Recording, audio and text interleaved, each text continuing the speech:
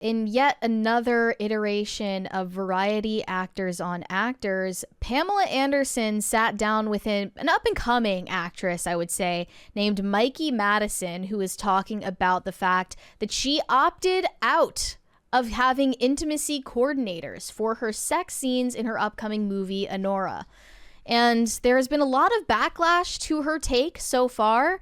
She just made the personal decision that she wanted to film her sex scenes without an HR representative with a clipboard in the corner of the room, making sure that her co-star's hands only went where they were choreographed to go.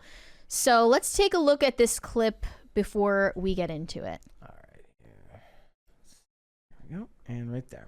All right.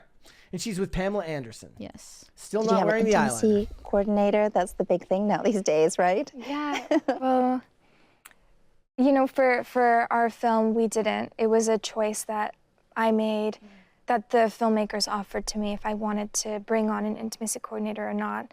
And at the time, Mark Eidelstein, who plays Yvonne in the film, we decided that it would be best just to keep it small with us, and then Sean Baker, the director, and Sammy Kwan, his producing partner, and his wife. And so I think that we were able to just really streamline it, shoot it super quickly, and there are less sex scenes, more sex shots. That's what Sean likes to say. And I think there's a lot of humor involved in them as well. And so it was a very positive experience for me. But also my character is a sex worker. Right. And so to me, I had seen Sean's films and I know his dedication to authenticity. I also wanted to immerse myself in that. So I was ready for it. It requires a lot of her body and her skin. And so I think that, like I've said it before, but I think she wears her nudity more like a costume in a way. She presents herself in this sort of hypersexualized way because it's how she makes a living. And it's just what she has to do. And so I think I also, as an actress, approached it in a way of like it being a job. So I was very comfortable. The line, she wears her nudity like a costume, is the most actorist thing that an actor has ever acted before in their entire acting life. Yeah. Like that, like when they said that, I just know, and I mean, no disrespect to this young woman, but I imagine that deep down she's like, that sounded so cool. It's uber pretentious. She's like, that was so smart sounding. But then she's like, then I approached like my job in terms of it being a job or whatever. More to the point of her character in the movie being a sex worker, I just found this explanation so hilarious of how she method acts as a sex worker. She said, it was a character that felt so far away from home in every single way. It was very intimidating at first. How do I empathize with her? Yeah. Well, I need to start small. I did quite a bit of pole training. I did a stripper boot camp where I was taught how to give lap dances and how to twerk. I know everything about her, what cigarettes she smokes, what her school life was like. So she went to a stripper boot camp in order to identify and empathize with her character in this movie. Actors are not normal people. Nope. Not even close. Like, there's nothing comparable to it. In fact, what sex workers do at least sounds more honest than what actors do. At least they don't put it in all of this flowery language. I think that a lot of times, look, and I never denigrate the actual job of an actor, because I do think what they do to do it well is actually really, really difficult. The joke is always like, you never recognize great acting, but you always recognize bad acting. Like, you don't realize how bad it can be until you actually see somebody who's really, really bad at it. So I do have a lot of respect for the art of bringing a story, of bringing a script to life. I think that's great. Storytelling is important. It's just another medium in which you can do that.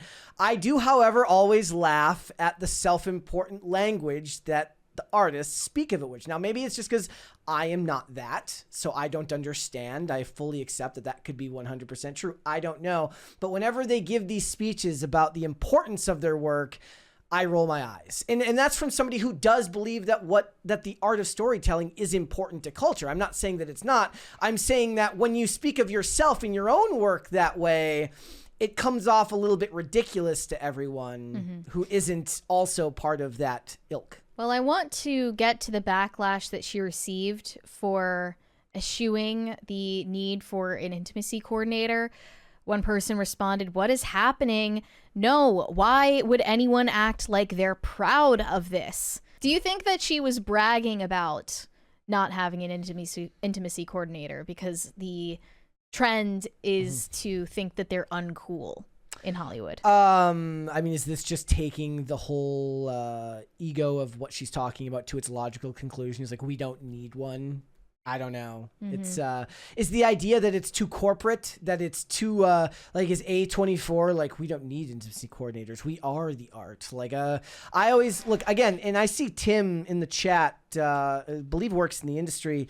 I don't know how important those roles are. I've never understood why a director wouldn't be able to also do that job effectively, but in the way that it's been shown to us, it's an HR job more than anything else. It's there to make sure that nobody can come back later and say, I was treated poorly, now I'm suing. They're glorified HR reps, but usually they are, like, intimacy coordinators are not people who just do intimacy coordination. Yeah. They're usually also directors. They're just not the director of the project that they're doing this for. It's Tim Morrill in the chat. I think that's how he pronounced his name. He's great, and I know he works in the industry. And he said, I think I saw him say up above, he said, intimacy coordinator is the prerogative of the actor, like to have one on set. Another person said it's insane that she's receiving backlash from the same people who praise themselves for being the only ones that care about women's agency or whatever. In reality, all they care about is if women conform to their standards and whatever their idea of liberation is. So I guess their idea of liberation is to subject yourself to HR. As much HR tyranny as possible in the post-Me Too era. Another person said intimacy coordinators exist to protect actresses from being sexually abused by the actor and director. So they are specifically making it a gendered issue, which is ironic because I did just see a new report from Vulture about a recent Me Too scandal that just came out about an FX show called English Teacher. This was created by Brian Jordan Alvarez, who also starred in that show, alongside two friends. The accuser's name is John Ebling, and he was one of the co-stars of the show creator. So they had a scripted sex scene in this series that was storyboarded, entirely thought up by Brian Alvarez. And who is the director? He is the director as well. And the creator of the show has the power to hire and fire. He wrote a sex scene with John Ebling, who was already his friend for years beforehand. So here they describe the incident. This happened on set with cameras rolling. So filming on the third episode would pick up where it left off. In the script, Caleb and Billy, their characters, are back at Billy's apartment. Then the stage directions read, Caleb goes to do so to give oral sex to the character Billy under covers. According to John Ebling, when Alvarez went under the covers, the director went under the covers, he did actually begin performing a sex act instead of mimicking it because he was out of view of the other team members. He said in this interview, I am assuming nobody on set knows what's going on under the comforter, and I just am frozen. I didn't know what to do. I'm on set with the director who is assaulting me. It was a horrible feeling. Yeah. His first reaction was guilt. How did he let this happen? It went on and on from there, and with more witnesses and associates giving their own account of the situation. But meaning ultimately, that they saw what happened on top of the covers, but they couldn't know what happened. Yeah, under the exactly. Covers. That is scary stuff, especially when it's the director who's doing it. So that's why people were pointing out the irony of how, intimacy coordinators seem to be going out of fashion. One said it's wild for the Brian Alvarez story and Mikey Madison quote about rejecting intimacy coordinators to be blowing up at the exact same day. Yeah. If you come to any other conclusion than that intimacy coordinators would have prevented that assault from occurring, I'm not sure how you read the article, but I know the issue of intimacy coordinators is debated, so interested to hear your thoughts. Do you believe that the intimacy coordinator would have prevented this? No. Neither do I. Like, I don't know. Like, I guess, like, is the idea... no, okay, so I guess the point here is that there had to be a middleman between the director, who's also the actor, and somebody else. So now if this had been two actors and there was a director, you could say, how would the intimacy coordinator have prevented it? Because they could have just gone to the director. In this case, he can't go to the director. Right. The director's the one who's doing this to him. And he's the one who hired him. So it's possible. For the role. I mean, it is possible, I suppose, that maybe feeling comfortable telling an intimacy coordinator about what happened to you, maybe, but the shame that you're feeling in that moment and the shock and the anxiety of what's going on might have been enough to prevent you from telling anyone, even an intimacy coordinator whose job it is to handle situations like this. Unless the point is, like, the intimacy coordinator would have seen the way you were acting afterwards. Maybe you were so shocked looking, so out of it, that somebody had to have noticed, why is this person acting so different after this scene was shot? That would have been their job, to pay attention to those cues. Maybe. I don't know. Or just to make all of the expectations for the actors far more explicit than they were just on the basic script, right? Like, first you're gonna do this. This part of the scene lasts this amount of seconds. Like, maybe then. But ultimately, whoever wrote that scene and created that scene and cast themselves in that scene, as well as their friend who they've known for years in that scene, they're a pervert. Yeah. Perv alert.